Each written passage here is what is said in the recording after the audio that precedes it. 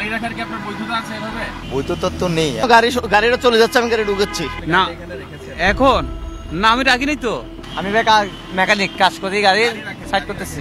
Serial একটা serial করে হবে তো ভাইয়া, এখানে ডবল হবে না। ডবল বৈধতা আছে কিনা? না, বৈধতা নাই ভাইয়া। চট্টগ্রাম নগরীর চৌমুহনী এলাকায় অবৈধভাবে গাড়ি পার্কিং করে রাখার কারণে প্রতিনিয়তই লেগে আছে যানজট। বিভিন্ন জায়গা থেকে গাড়ির মালিকেরা এখানে আসেন গাড়ির বিভিন্ন পার্টস ও সার্ভিসিং করাতে।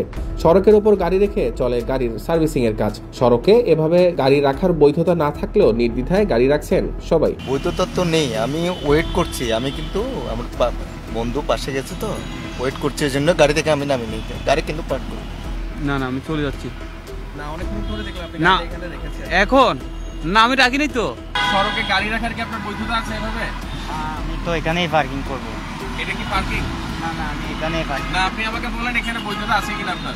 না নাই, আমি অফিসের গাড়ি তো রেখেছেন কেন? বৈধতা না থাকলে রেখেছেন কেন? আমি তো এখানে চলে যাব সেজন্য রাখছি। আমি তো এমনি আর রাখে চলে যাই নাই। আমি মেকানিক কাজ করি, গাড়ি সাইড করতেছি।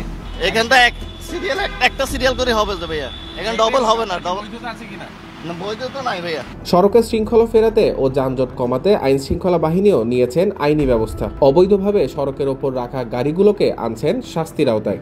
এটা হচ্ছে গাউসিয়া মার্কেট, এটা ফায়ার সার্ভিসের আগে।